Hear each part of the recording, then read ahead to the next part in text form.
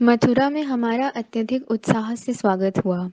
सारी नगरी पताकाओं, तोरणों और पुष्पमालाओं से सजी हुई थी। प्रत्येक घर के आगे चित्रमय रंगावलियां सजाकर नगरवासी नर नारियों ने हमारी आरती उतारकर हम पर पुष्प वर्षा की। नगर के चौक चौक में नगाड़े बज रहे थे। उत्साह से इधर उधर दौड़ते अश्वारोही और बरछैत मुट्ठी भर भर कर शक्करा बताशे बांट रहे थे। उनमें से ही एक ने अति उत्साह से गरुड़ध्वज के रथनीड़ पर चढ़कर मेरे हाथ पर बताशे रख दिए। कल नामकरण होगा, ऐसा ही कुछ बुदबुदाता हुआ वह चला भी गया। हम मथुरा के विशाल राजप्रासाद के प्रांगण में आ गए। राजा यदु के उस प्राचीन प्रासाद के आगे ललछौहे रंग के पाषाणों की ऊंची ऊंची सीढ़ियां थीं। उसके आगे एक और विस्तीर्ण प्रांगण था और प्रांगण के अंतिम छोर पर सीढ़ियां थीं। उस प्रांगण में महाराज उग्रसेन, तात वसुदेव और बड़ी माँ को देखते ही हम तीनों झपाके से सीढ़ियां चढ़ते हुए उनके निकट गए। मैं, दाऊ और उद्धव, हम तीनों ने प्रथम तात वसुदेव को वंदन किया। तत्पश्चात हमने महाराज उग्रसेन को वंदन किया। वे बहुत थके हुए से दिख रहे थे। उन्होंने कहा, हे श्री कृष्ण, तुम्हारी अनुपस्थिति में हमने जरासंध के आक्रमणों का बार बार सामना किया है।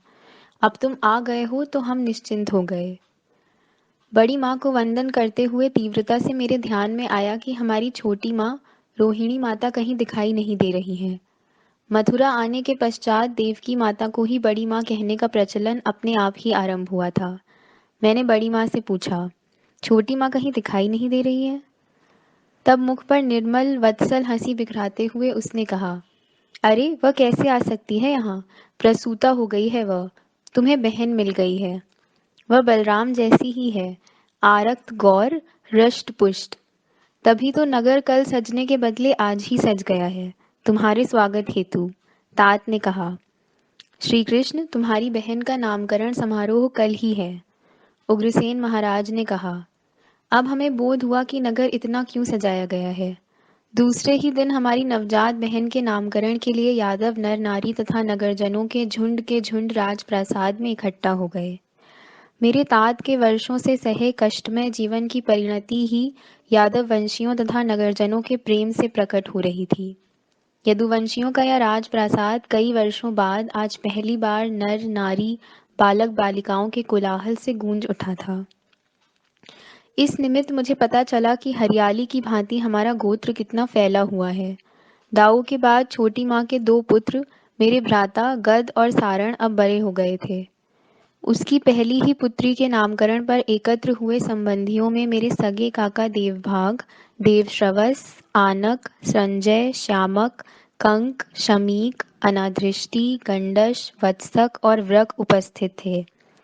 उद्धव के पिता होने के कारण देवभाग काका से मेरा और दाऊ का अधिक संपर्क हुआ था। अन्य काकाओं से हमारा संबंध कारणवश आने वाला था। कंस वध के समय कारागृह में पड़े इनमें से कुछ एक को मैंने मुक्त किया था और उनकी क्षमताओं के अनुकूल उन्हें उचित पदों पर नियुक्त भी किया था। इनमें से देवश्रवस काका की पत्नी थी कंसवती।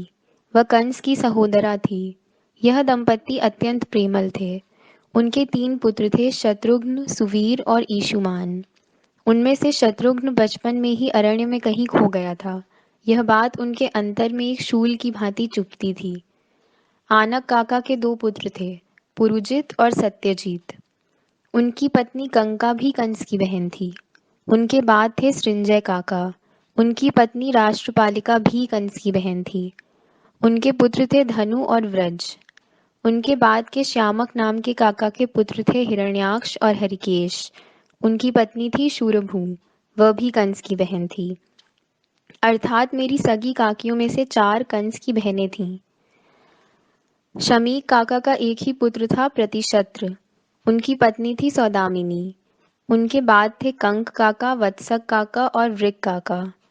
उनकी पत्नियों के नाम थे क्रमशः कर्णिका, मित्रकेशी और दूर्वाक्षी। उनके पुत्र थे क्रमशः कृतधामन व जय, व्रक तथा तक्ष और पुष्कर। कंक काका कंस की मंत्री परिषद के एक मंत्री होने के कारण अनुभवी थे। अनादृष्टि काका की पत्नी थी अश्मकी। उनका एक ही पुत्र था, यशस्वी। केवल गंडश काका ही अपत्यहीन थे। मेरी 6 सगी मौसियां थीं। सहदेवा, शांतिदेवा, श्रीदेवा, देवरक्षिता, वृकदेवा और उपदेवा। इनमें से शांतिदेवा मौसी की कोई संतान नहीं थी। देवरक्षिता और उपदेवा मेरी ये दो मौसियाँ मेरी सौतेली माताएं भी थीं। मेरे कई मौसेरे और सौतेले भ्राता थे। छोटी माँ की यह नवजात पुत्री इकलौती बहन होने के कारण सबकी अत्यंत प्रिय बनने वाली थी।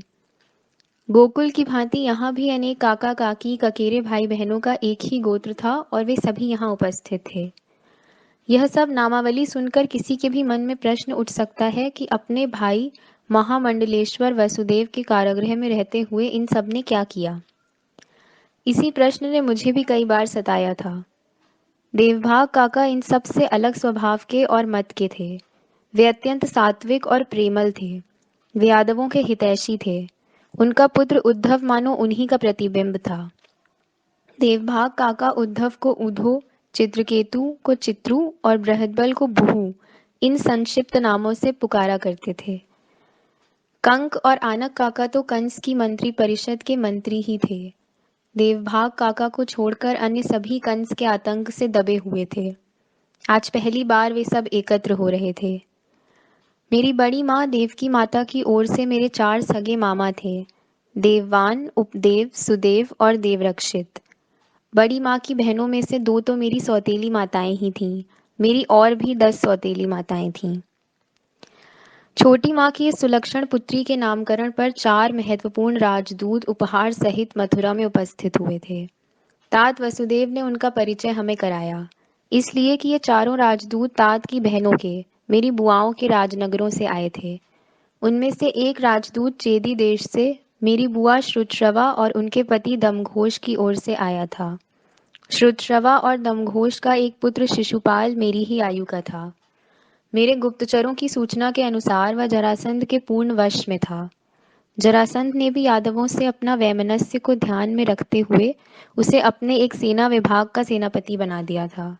मेरे जीवन में वह एक बाधा ही बनने वाला था। दूसरा राज उपहार आया था अवंती से, मेरी दूसरी बुआ राजाधि देवी और उनके पति जयसेन की ओर से। उनके 2 पुत्र थे, विंद और अनुविंद, जो आचार्य सांदीपनि की आश्रम में हमारे गुरु बंधु भी रहे थे। अंकपाद आश्रम में हमारा साहचर्य कुछ अधिक नहीं था। हम एक दूसरे से केवल परिचित ही हुए थे। तीसरा राजदूत करुष देश से आया था, मेरी बुआ श्रुतदेवा और उनके पति वृद्ध शर्मन की ओर से। उनका पुत्र था दंतवक्र। चौथा उपहार किसी राजदूत द्वारा नहीं आया था, वह आया था वन से, एक ऋषि के हाथों। अतः उन्होंने जो कुछ बताया उसे मैंने ध्यानपूर्वक सुना और अपने मन पर अंकित कर लिया। वह उपहार आया था मेरी बुआ कुंती देवी की ओर से। हस्तिनापुर की महारागी होते हुए भी गंधमादन पर्वत के वनों में उन्हें अपने पति सहित बड़े धैर्य के साथ जीवन से जूझना पड़ा था। ऋषि के शाप के कारण ही यह सब घटित हुआ था। उनकी सारी कथा सुनाते हुए तात वसुदेव की आंखों में अश्रु झलक आए। हमारी कुंती के अपने 3 पुत्र हैं, युधिष्ठिर, भीम और अर्जुन। माद्री नाम की अपनी सपत्नी के 2 पुत्रों नकुल, सहदेव को भी उसने अपना ही मान लिया है। ये पांचों कौन्तेय और माद्रेय अपने पिता पांडु के नाम पर पांडव कहे जाते हैं। पुत्र, तुम्हारी इस बुआ ने बचपन से ही जो सहा है, उसके आगे तुम्हारी माँ और मेरे द्वारा कारागृह में सही गई यातनाएं कुछ भी नहीं हैं। जीवन में कभी वह तुमसे मिले तो उसका उचित आदर सत्कार करना, यथासंभव उसकी सहायता भी करनी है। दूत बनकर आए ऋषि के समक्ष बुआ के स्मरण से तात व्याकुल हो उठे थे। छोटी माँ की पुत्री के नामकरण के मुहूर्त पर पुरोहित ने उनसे पूछा, क्या नाम रखना है इस पुत्री का? तब उस भरे हुए कक्ष में मेरी ओर देखते हुए छोटी माँ ने मानो आदेश ही दिया, श्री कृष्ण, तुम ही सुझा दो इसके लिए अच्छा सा कोई नाम। छोटी माँ के आदेश को शिरोधार्य करते हुए मैंने कहा, आचार्य श्री के आश्रम से बहुत कुछ शुभ लेकर लौटा हूँ मैं।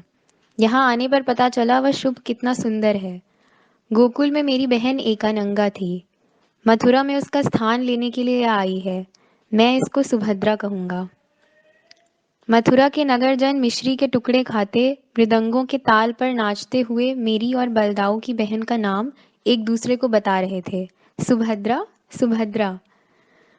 उस दिन ईश स्तवन के पश्चात शैया पर लेटते हुए मेरी बंद जागती आंखों के आगे दो ही शब्द घूम रहे थे, कुंती बुआ और उनके सभी पांडव। मेरा और दाऊ का आद्य कर्तव्य था गुरुपुत्र दत्त की मुक्ति। अवंती से लौटने के बाद यह एकमात्र विचार मेरा पीछा करता आया था। अमात्य विपृथु के विविध राज्यों में भेजे गुप्तचर विविध सूचनाएं ला रहे थे, किंतु सफलता प्राप्त हुई पश्चिम दिशा में भेजे गुप्तचरों को ही। पश्चिम सागर के तटीय प्रदेश के रैवतक अथवा उज्जयंत पर्वत के समीप श्वेत सागर के एक द्वीप पर रहने वाले शंखासुर नामक बलाढ़्य असुर ने गुरुपुत्र दत्त के अपहरण का कुकर्म किया था। पश्चिम सागर को ही उसकी फेनिल लहरों के कारण उसके तट पर रहने वाले लोग श्वेत सागर कहते थे। वहां के वासी शंखासुर को पंचजन नाम से भी जानते थे। यमुना तट पर दाऊ और उद्धव के आगे मैंने दत्त का विषय छेड़ा। अन्य किसी भी प्रकार से शंखासुर दबने वाला नहीं था। अपने सुरक्षित द्वीप पर आसुरी सेना के बल पर वह निर्भय होकर रहता था। लंबे विचार विमर्श के पश्चात मैंने और दाऊ ने शंखासुर पर सशस्त्र आक्रमण का निर्णय लिया। पश्चिम सागर पर स्थित उस द्वीप तक पहुंचने के लिए छोटी बड़ी नौकाओं को हाथियों की पीठ पर लाद कर ले जाने का हमने निर्णय किया। उग्रसेन महाराज की सम्मति से मैंने यह निर्णय यादव राजसभा में निवेदित किया। इस अभियान के लिए हमने कष्ट सहिष्णु लड़ाकू यादव योद्धाओं को चुना। उनमें सात्यकी, उद्धव, कृतवर्मा, शैनेय और अवगाह मुख्य थे। जरासंध के आक्रमण का भय अब भी नष्ट नहीं हुआ था, अतः सेनापति अनादृष्टि अपने युवा पुत्र यशस्वी और हमारे काका मामाओं सहित मथुरा में ही रहने वाले थे। आवश्यकता पड़ने पर राजनीतिक कार्य में सहायता करने हेतु अमात्य विपृथु भी हमारे साथ आने वाले थे। सेना में युवा यादवों की ही अधिकता थी। हमारी चतुरंग सेना बाजे गाजे के साथ मथुरा के पश्चिम महाद्वार से निकल पड़ी। दीक्षांत होने के पश्चात हमारी यह पहली लंबी यात्रा थी। पड़ाव डालते डालते 2 महीने बाद हमारी सेना पश्चिम सागर के तट पर आ पहुंची। जीवन में पहली बार मैं सागर दर्शन कर रहा था। सागर, अथाह प्रवाही जल की अमोघ शक्ति को लहरों में सीमित कर देने वाला महासामर्थ्यशाली तत्व। सदैव गरजते उस जल तत्व को मैंने, दाऊ ने और उद्धव ने सर्वप्रथम वंदन किया। सागर तट पर हमारी विराट चतुरंग सेना का पड़ाव था। ऊंचा दूर तक फैला हुआ रैवतक पर्वत भी समीप ही था। भाले लिए हमारे निष्णात गुप्तचर नौकाओं सहित पश्चिम सागर में चारों ओर फैल गए। संध्या होने तक उन्होंने द्वीप पर स्थित शंखासुर की गुफा को ढूंढ निकाला। गुफा में छिपे शत्रु पर रात्रि के समय किसी भी युद्ध तंत्र का प्रयोग करना संभव नहीं था, इसलिए छोटी छोटी रावटियां खड़ी करके समुद्र का गर्जन सुनते हुए हमने पुलिन पर पड़ाव डाला। समुद्र, दिन भर लहरों के साथ निरंतर लपलपाता समुद्र रात्रि में उन्हीं लहरों से लयबद्ध गूढ़रम्य गर्जन करता रहता है। वह गर्जन उसका प्राणमय श्वास ही प्रतीत होता है, घन गंभीर लगने लगता है। अवंती के आश्रम में रात्रि के समय मौन रहकर भी अरण्य कैसे और कितना बोलता है, यह मैंने अनुभव किया था। आज रात्रि के समय सागर अपनी ही बोली में कितने प्रकारों से बोलता है, इसका मैं अनुभव कर रहा था। इस पहले अनुभव से ही मुझे सागर से प्रेम हो गया। पश्चिम सागर मुझे निरंतर पुकारने वाला आवाहक प्रतीत हुआ और इसी कारण प्रिय हुआ, अनजाने में ही।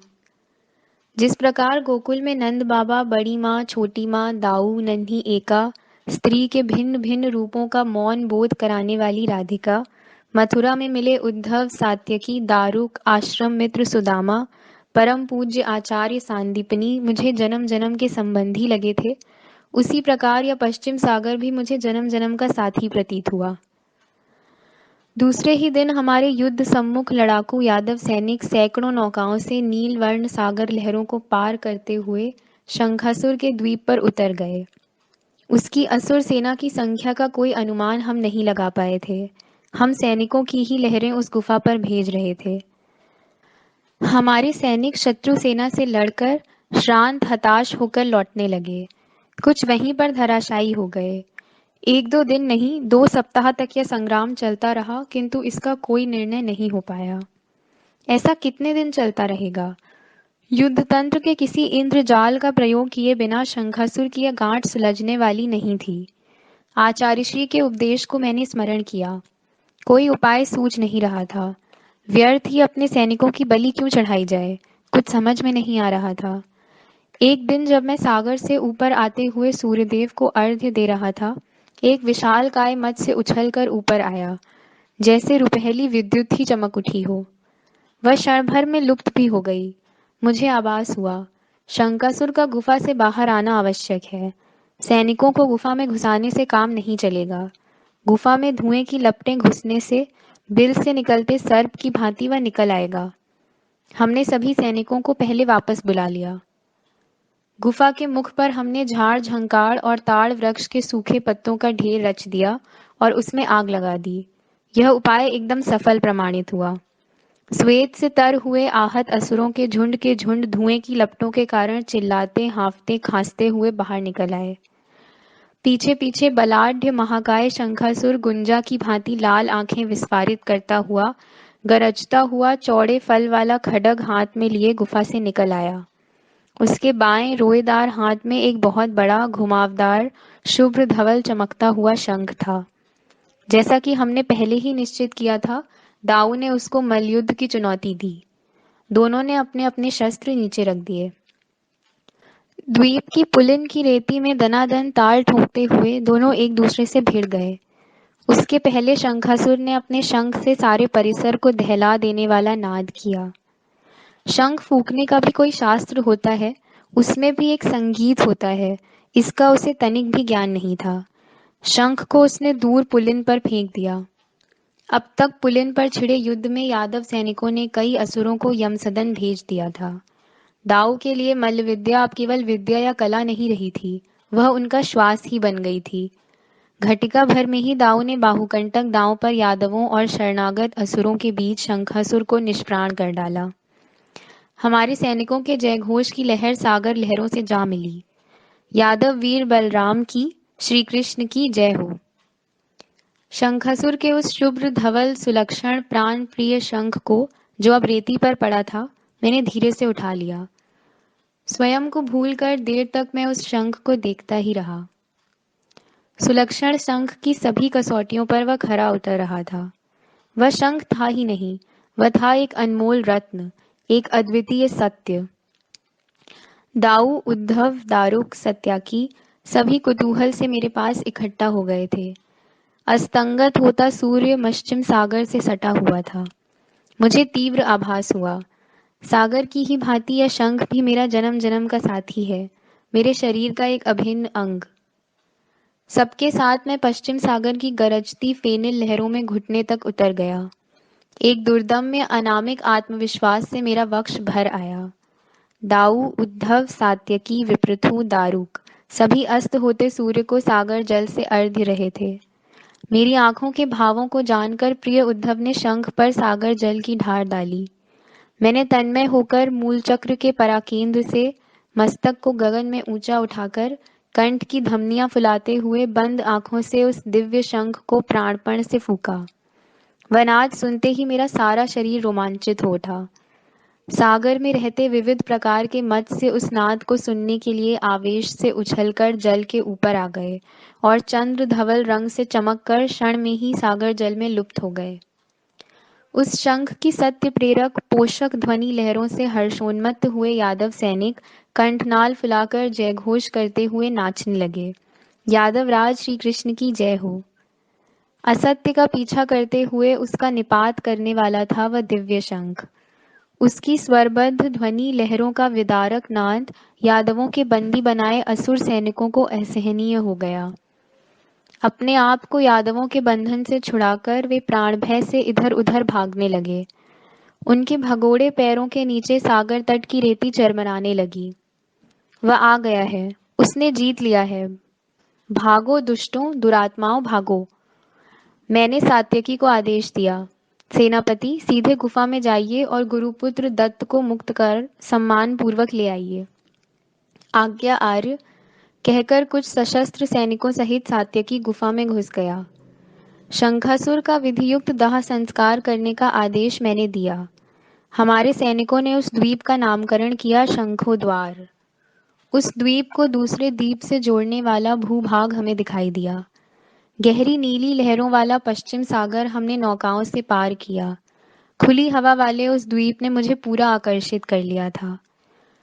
गुरुपुत्र दत्त सहित हमारी सेना का पहला पड़ाव रैवतक पर्वत की पादभूमि में पड़ा। उस पर रैवत कुलोत्पन्न कुकुबनी राजा का राज्य था। पर्वत शिखर पर ही उनकी विशाल राजनगरी थी, रैवत नगर। यहाँ थोड़ा विश्राम करने की हमारी योजना थी, किंतु यहाँ हमारे निवास की अवधि बढ़ेगी इसकी हमें कल्पना नहीं थी। हमारे मन अवंती के आचार्य आश्रम की ओर खींचे जा रहे थे। दिए वचन के अनुसार हमें गुरुपुत्र को गुरु माता के हाथ सौंपना था, उनका आशीर्वाद शिरोधार्य करना था। दूसरे दिन हमारी सेना प्रार्थ विधियों से निवृत्त हो ही रही थी कि पर्वत पर से आया राजदूत राजा ककुदमिन का संदेश लेकर मेरे सम्मुख उपस्थित हुआ। उन्होंने हमें सहर्ष सम्मान पूर्वक अपनी राजनगरी में आमंत्रित किया था। उस आमंत्रण को हम टाल नहीं सकते थे। मैंने सेनापति सात्यकी को गुरुपुत्र दत्त सहित आगे जाकर शिप्रा तट पर पड़ाव डालने की सूचना दी। वह आगे निकल गया। मैं, बलदाऊ, उद्धव और विपृथु कुछ विशिष्ट वीरों सहित सघन अरण्यों से भरा वह ऊंचा पर्वत चढ़ने लगे। एकाएक दूर से वनराज सिंह की भयावह गर्जनाएं सुनाई देने लगी। सिंहों के निवास स्थान के रूप में यह पर्वत आर्यवर्त में विख्यात था। हमारी इस पर्वत यात्रा में घनी अयाल वाले एक दो शक्तिशाली वनराज ग्रीवा टेढ़ी करके हमें देखते हुए निर्भयता से चले भी गए। सदैव बातें करने वाले, खिलखिलाकर हंसते हुए लाल होने वाले, उद्धव की पीठ पर धौल जमाने वाले दाऊ अचानक गंभीर रूप से मौन हो गए थे, स्तब्ध हो गए थे। केवल विपृथु से वे कुछ कुछ बातें कर रहे थे। दाऊ में हुए इस परिवर्तन का मुझे त्वरित आभास हुआ। मैंने उनके निकट जाकर कहा, पर्वत बहुत ही ऊंचा है ना दाऊ? आप कुछ हास परिहास करें तो इस पर बड़ी सरलता से चढ़ सकते हैं। क्यों, आपका क्या कहना है ना पर्वत ऊंचा, चढ़ने में कठिन? मेरी बातों का गूढ़ार्थ दाऊ जान गए। मेरे कंधे पर थपकी देते हुए उन्होंने कहा, छोटे, सब कुछ तो तुम जानते हो, फिर क्यों पूछ रहे हो? उस पर हम दोनों मनःपूर्वक खिलखिलाए। हमारे हंसने का कारण किसी की समझ में नहीं आया, आने वाला था भी नहीं। रैवतक राज ककुदमी ने हमारा भव्य स्वागत किया। भोजन के पश्चात उन्होंने मूल्यवान आभूषण, गाय, अश्व हमें भेंट स्वरूप दिए और आयु में सबसे बड़े विपृथु के सम्मुख एक अनपेक्षित प्रस्ताव रखा। यादवों के ज्येष्ठ सुपुत्र बलराम मेरी सुलक्षणा, विनयशील उपवर पुत्री रेवती का पाणी ग्रहण करें।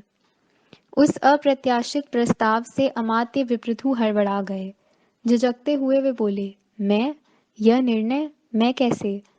मेरी ओर देखकर दाऊ केवल मंद मंद मुस्कुराए। उसका अभिप्राय था, इस प्रस्ताव का उचित निर्णय मैं ही करूं। महाराज, आपका यह अकृत्रिम प्रेम यादवों को स्वीकार है। यह विवाह अवश्य संपन्न होगा। भविष्य में आपके सहयोग की हमें नितांत आवश्यकता पड़ेगी। मेरा विचार है, हमारी होने वाली भाभी जी को, अपनी होने वाली पत्नी को बलराम भैया एक बार देख तो लें। क्यों? मैंने अपने निर्णय को उद्घाटित किया। राजा ककुदमी की आंखों में सहस्त्रों दीप जल उठे। उन्होंने त्वरित आज्ञा दी। कुछ ही समय में मूल्यवान कोमल राजवस्त्र धारण किए किसी मूर्ति शिल्प जैसी अधोमुख रैवतक राजकुमारी रेवती देवी हमारे सम्मुख उपस्थित हुई। वे मेरी और उद्धव की भाभी बनने वाली थीं। हमने उनका निरीक्षण किया। वे ऊंची, सशक्त और दाऊ जैसी ही आरक्त गौरवर्णी हंसमुख थीं।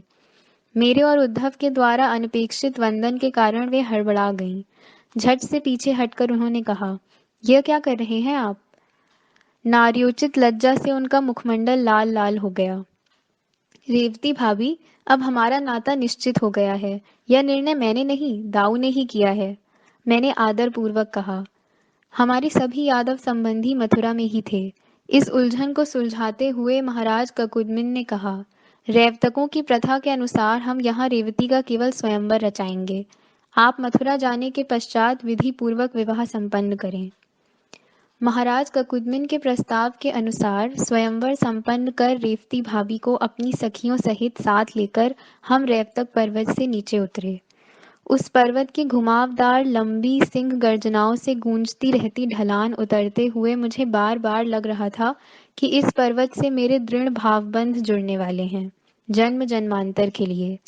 मुझे यहाँ फिर आना पड़ेगा। क्यों आना पड़ेगा यह मैं कह नहीं सकता था, क्योंकि स्वयं मुझे ही वह ज्ञात नहीं था। अवंती तक पहुंचने में यहाँ के सैनिक हमारी सहायता करने वाले थे। उनके सहित हम शिप्रा तट पर पड़ाव डाले हुए सात्यकी से जा मिले।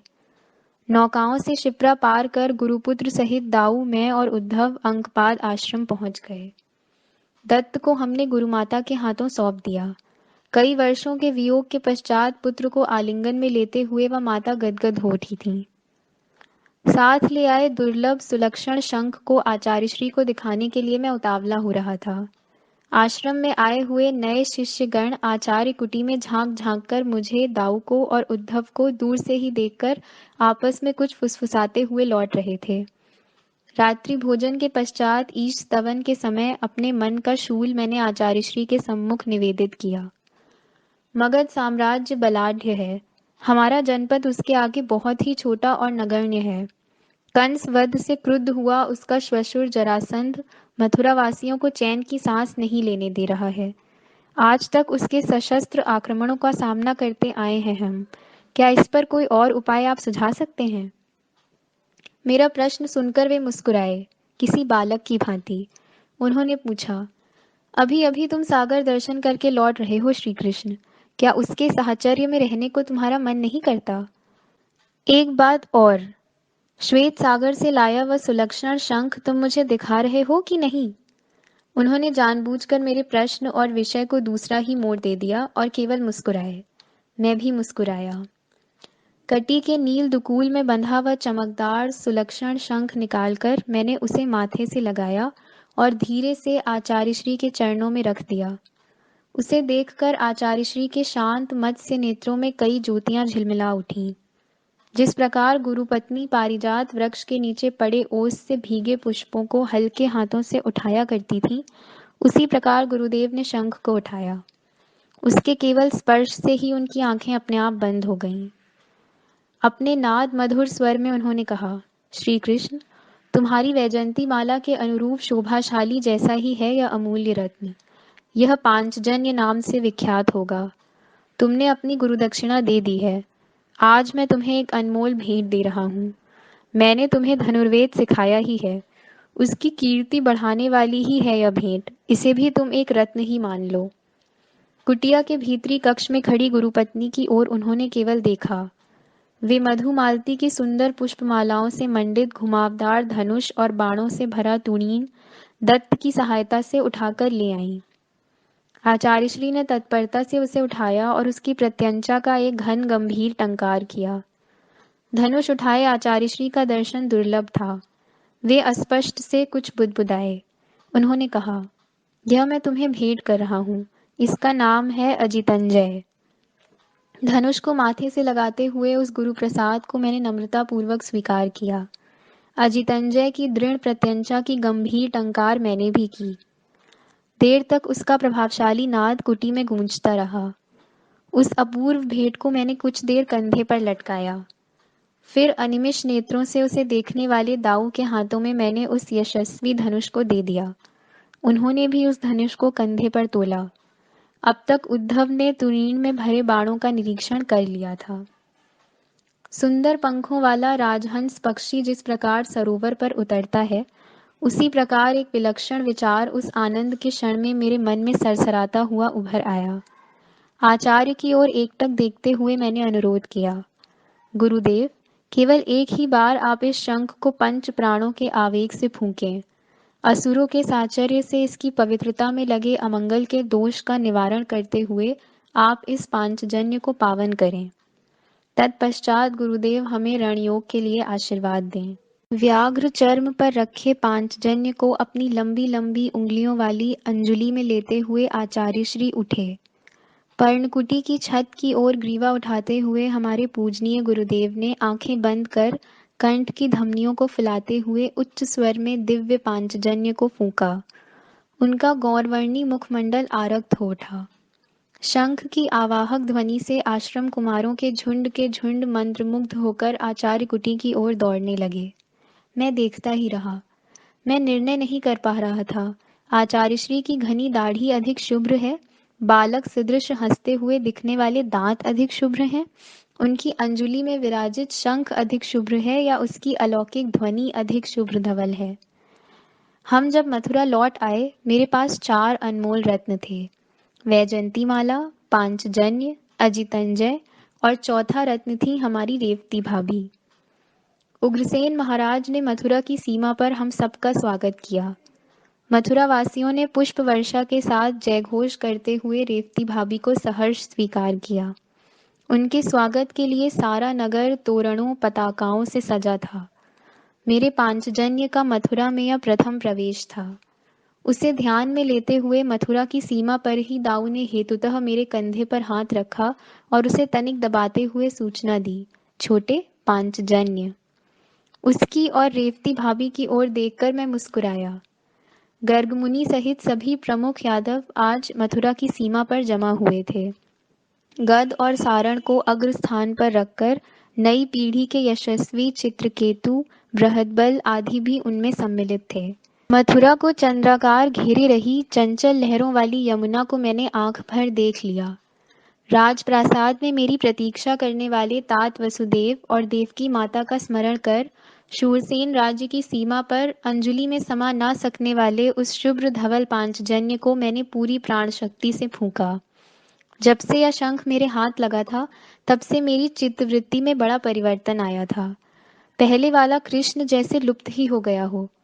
मैंने मन ही मन जो कुछ निश्चित किया था और करने वाला था, उसका रहस्य पांचजन्य की रोमहर्षण स्वर्गीय लहरों ने यमुना की लहरों से कब का बता दिया था। नित्य कर्मों के लिए पीछे रह गए सभी यादव नर नारी और सेवक भी पांचजन्य का नाद सुनकर सीमा की ओर खींचे चले आने लगे। राजप्रासाद में केवल तात वसुदेव, बड़ी माँ और उनके सेवक रह गए थे। शंखनाद को सुनकर भी स्थितप्रज्ञ रहने का अधिकार केवल उन्हीं का था। मथुरा में हमारा आगमन बड़े ठाट बाट से हुआ, किंतु वहां मगध के मदान्ध सम्राट जरासंध को शूरसेन राज्य के समस्त यादव वंश को नष्ट किए बिना शांति मिलने वाली नहीं थी। मगध के राजनगर गिरिव्रज में उसकी पुत्रियां, कंस की पत्नियां अस्ति और प्राप्ति उसको क्षण भर भी यादवों का उच्छेद और मुख्यतः कृष्ण का यथाशीघ्र वध करने के अतिरिक्त अन्य कोई विचार करने ही नहीं दे रही थीं। अपने शत्रु का शत्रु अपना मित्र होता है। इस राजनीतिक नियम के अनुसार जरासंध ने करुष देश के दंतवक्र और चेदी देश के शिशुपाल से राजनीतिक संधि की थी। वास्तव में वे दोनों मेरे फुफेरे भ्राता ही थे, किंतु उगते सूर्य को नमस्कार करते हुए वे सामर्थ्यशाली सम्राट जरासंध के शरणागत हो गए थे। शिशुपाल, दंतवक्र और जरासंध की त्रिकुटी ने विदर्भ के दूरदर्शी राजा भीष्मक को भी अपने पक्ष में खींच लिया था। सौवीर देश के राजा शैव्य, काशीराज वत्स, विदेहाधीश, सौभपति शाल्व, मद्रराज, त्रिगर्तराज, दरद नरेश जैसे अपने अधीन राजाओं को सम्राट जरासंध ने गिरिव्रज में आमंत्रित किया था। यादवों का विनाश करने के लिए सारी शत्रु शक्तियां एकत्र हो गईं। एक सप्ताह बीता नहीं कि मेरे पांचजन्य के सम्मुख मागधों के प्रचंड आक्रमण का आवाहन पुनः खड़ा हो गया। यह जरासंध का 17वां आक्रमण था। गोमती, शरयू, गंडकी, कौशिकी आदि नदियों को पार करता हुआ प्रचंड चतुरंग सैन्य दल गिरिव्रज में एकत्रित हो गया था। नौकाओं से यमुना पार कर गरजता हुआ वह मथुरा से आ भिड़ा। आज तक हुए 16 आक्रमणों से ये आक्रमण प्रचंड और निर्णायक था। स्वयं जरासंध ही सेना का सेनापत्य करने शस्त्र सज्ज होकर मथुरा के पास उपस्थित हुआ था। सहस्त्रों छोटी बड़ी नौकाएं यमुना के विशाल पाट में लंगर डाले हुई थीं। मागध युद्ध सम्मुख शूर योद्धा थे। समस्त आर्यावर्त में उनके पराक्रम का डंका बज रहा था। उग्रसेन महाराज और तात वसुदेव के नेतृत्व में यादवों की राजसभा आमंत्रित की गई। इस सभा में मैं, दाऊ, सेनापति अनाधृष्टि, सात्यकी, उद्धव, अक्रूर, कृतवर्मा, सत्राजीत, शिनी, मेरे सभी काका, मामा और सभी प्रमुख योद्धा निश्चय पूर्वक एकत्र हो गए थे। दाऊ, सात्यकी, कृतवर्मा और अनाधृष्टि का निर्णय था, अपनी पूरी शक्ति के साथ इस आक्रमण की धज्जियां उड़ा दें। मैंने अपने गुप्तचरों से सब सूक्ष्म और अचूक सूचनाएं प्राप्त की। यह आक्रमण केवल जरासंध का नहीं था। यादवों से शत्रुता रखने वाली सभी छोटी बड़ी शक्तियां उसके नेतृत्व में एक हो गई थीं। यह युद्ध अत्यंत असमतोल और दीर्घकालीन चलने वाला था। विराट मागध सेना के आगे यादव एक मूषक के समान थे। यह समझते हुए भी राजसभा में उत्साही यादवों के निश्चय को मैंने चुपके से सुन लिया। क्रोधी स्वभाव के यादव बिना अनुभव के सावधान होने वाले नहीं थे, सुधरने वाले नहीं थे। मैंने उनके निर्णय को मौन सहमति दी। राजसभा की सर्वसम्मति से यादव मागधों से लड़ने के लिए तैयार हो गए। मथुरा के प्राकार के चारों महाद्वार बंद कर दिए गए। विराट मागध सेना ने मथुरा को घेर लिया। रणदुंदुभियां कड़कने लगीं, नगाड़े बजने लगे, तुरहियां फूंकी गईं, जिसका अंतिम परिणाम बताया नहीं जा सकता था। ऐसे दीर्घकालीन घोर युद्ध का आरंभ हो गया। वैसे तो पहले आक्रमण के समय यादव और मगध 27 दिन लड़े ही थे। अंदर मथुरा के संरक्षण के लिए युद्ध सज्ज यादव और बाहर प्राकार के अंदर घुसने के लिए आक्रमण सज्ज मागध, ऐसी स्थिति बन गई। मागध सेना भुशुंडी शतग्नियों से बड़े बड़े पाषाण खंड और जलते पलीते प्राकार के अंदर फेंकने लगी। अंदर से यादव भी उनको प्रत्युत्तर देने लगे। 8 दिन बीत गए। युद्ध का कोई निर्णय नहीं हो रहा था, होने वाला था भी नहीं। मथुरा नगरी के बाहर शूरसेन राज्य की समस्त कृषि हाथी, ऊंट और अश्वों के पैरों तले नष्ट होने लगी। जरासंध के सशस्त्र अश्वारोही गांव-गांव घूमकर शूरसेन राज्य के प्रजाजनों को सताने लगे। कभी उनको पकड़कर सेना के बंधन में भी रखने लगे। उन पर धाक जमाकर धन धान्य कर भार उगाने लगे। 10 दिन बाद बहुत सोच विचार कर मैंने महाराज उग्रसेन को दूरदर्शिता की एक सूचना दी। एकांत में मैंने उनको अपना एक गुप्त निर्णय सुनाया और तत्काल राजसभा आमंत्रित करने की सूचना दी। आज तक युद्ध के पूर्व और युद्ध समाप्ति के पश्चात ही इस प्रकार राजसभा आमंत्रित की गई थी, वह भी रात्रि के समय। युद्धकाल के बीच अचानक बुलाई गई सबके लिए अनपेक्षित यह पहली ही सभा थी। जलते पलीतों की ओर देखते हुए वृद्ध महाराज उग्रसेन ने सभा का आरंभ किया। हम यादवों ने आज तक शस्त्र सज्ज और बलाढ़्य मागधों के आक्रमणों का लगातार सामना किया है, भविष्य में भी करेंगे। परिस्थिति का उचित मूल्यांकन कर निर्णय लेने की क्षमता रखने वाला श्री कृष्ण आज मुझे एकमात्र यादव युद्ध नेता दिखाई दे रहा है। मुझे लगता है आप सब उसका कहना माने और उसका अनुसरण करें। श्री कृष्ण का कहना है युद्ध को रोक दिया जाए। यदि मागधों का यह स्वीकार न हो तो यादव उसे अपनी ओर से स्थगित कर दें। इसका क्या अर्थ हुआ? 16 बार उनको शक्तिशाली टक्कर देकर भी अब हम उनकी शरण में चले जाएं? नहीं, यह संभव नहीं है। नित्य की भांति सात्यकी अपने स्वभाव के अनुसार उबल पड़ा। बलदाऊ अनाधिष्टि सहित अनेक निर्भय यादवों ने उसका समर्थन किया। ठीक कहा तुमने, हम लड़ेंगे, प्राणपण से लड़ेंगे। लंबी चर्चा और बड़े कोलाहल के पश्चात सभागृह में स्पष्टतः 2 पक्षों का निर्माण हुआ। एक युद्ध विराम चाहने वाला और दूसरा किसी भी मूल्य पर युद्ध लड़ते हुए जीत की आशा करने वाला। मैं अपने आसन पर शांति से बैठा मौन रहकर सब सुनता रहा। उस समय यादवों के एक जन्मजात गुणधर्म का मुझे तीव्रता से आभास हुआ। जब वे एकजुट होते हैं तब वे अत्यंत बलशाली अजेय लगते हैं, दिखते हैं और होते भी हैं। किंतु जब उनके अहंकार को चोट लगती है, उनमें फूट पड़ती है, तब उनको संभालना किसी के भी वश में नहीं होता। तब प्रत्येक यादव एक अनियंत्रित उछलता हुआ स्वतंत्र फुहारा बन जाता है। उसके रूप में अहंकार का एक ऐसा अत्युच्च मेरुदंड कान विचरने लगता है जिसका न अनुमान लगाया जा सकता है न उसे रोका जा सकता है। उग्रसेन महाराज ने शांति से आरंभ किया। परिस्थिति पर विचार विमर्श करने के लिए बुलाई गई इस सभा में उल्टे सीधे वक्तव्यों के कारण प्रचंड तनाव निर्मित हो गया था। समझ में नहीं आ रहा था कौन किससे क्या कह रहा है। फिर भी मैं शांत ही था, नितांत शांत। अंततः सभा में उपस्थित सदस्यों में सबसे वृद्ध विकद्रु नामक ज्येष्ठ यादव अपने आसन से उठ खड़े हुए। उनकी शुभ्र घनी दाढ़ी ग्रीवा के साथ तनिक थरथराई। दोनों हाथ ऊपर उठाकर अधिकार वाणी में वे जोर से कड़क उठे। शांत हो जाइए आप सब। मैं अपनी ज्येष्ठता के अधिकार से जो कह रहा हूं उसे शांति से सुनिए। वृद्ध विकृद्रु खांसे, थरथराए और बोलने लगे। क्यों यह माथापच्ची कर रहे हैं आप? व्यर्थ है यह सब। कंस के श्वशुर जरासंध के भड़क उठने का वास्तविक कारण पता है आपको? उसे जानने का प्रयास आप कभी करने वाले हैं कि नहीं? उसकी आपसे शत्रुता होने का कोई कारण नहीं है। संबंधी होने के कारण पहले भी कभी नहीं था। इस शत्रुता का मूल कारण है श्री कृष्ण, केवल श्री कृष्ण। उसके हाथों अपनी मृत्यु होगी, इस भय से, आशंका से कंस ने उस पर कई प्राणघातक वार किए। उन सब से बचकर श्री कृष्ण ने ही भरी सभा में कंस का वध किया। कंस का श्वशुर होने के नाते क्या जरासंध अपने जामाता के वध से क्रुद्ध नहीं होगा? वह केवल श्री कृष्ण से प्रतिशोध लेना चाहता है, इसीलिए वह मथुरा पर बार बार ससैन्य आक्रमण कर रहा है।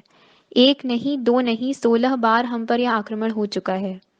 सम्राट जरासंध के निरंकुश क्रोध में, उसके आक्रमणों में कितनी बार बलि चढ़ाते रहेंगे आप हमारे युवा यादवों की? समस्त यादवों के हित का एक ही मार्ग मुझे सूझ रहा है।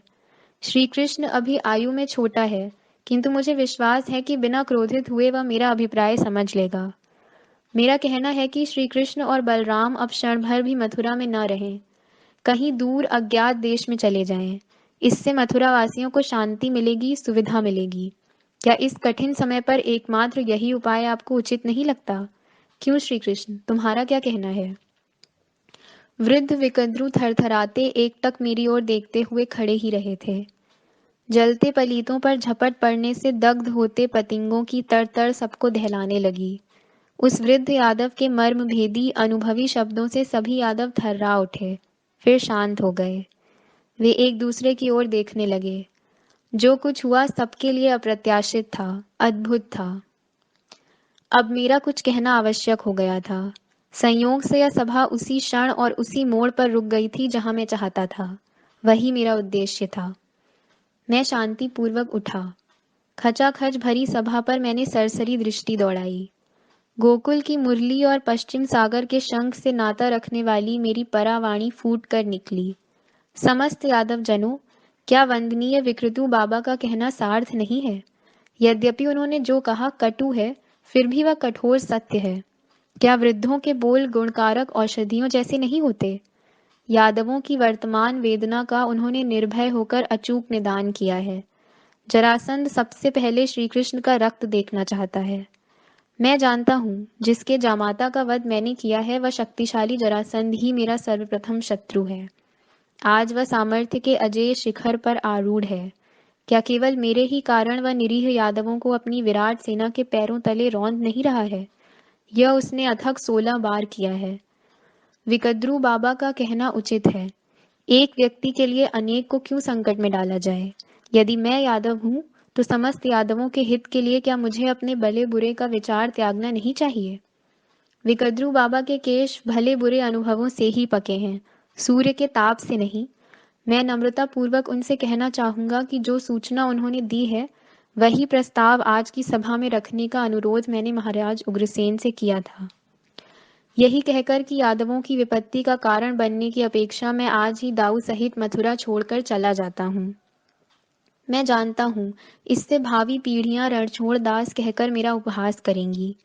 जीवन का यह कलंक, यह अवहेलना भी मैं आनंद से स्वीकार करूंगा। यादव जीवन भर किसी आक्रमण के, अन्याय के दास बने, अकारण ही मृत्यु को प्राप्त हो जाएं, इसकी अपेक्षा किसी एक यादव का रणछोड़ दास बनना मुझे स्वीकार है। क्या सत्य है और क्या असत्य, यह तो महाराज उग्रसेन ही आपको बताएंगे। मैंने सभागृह पर दृष्टि घुमाई। मेरे मथुरा छोड़कर चले जाने के निर्णय से विचलित, व्याकुल हुए कई मुख मुझे दिखाई दिए। जब मैंने गोकुल को छोड़ा था, गोप गोपियों के मुख भी ऐसे ही दिखाई दिए थे। मैं बैठ गया, अत्यंत समाधान पूर्वक।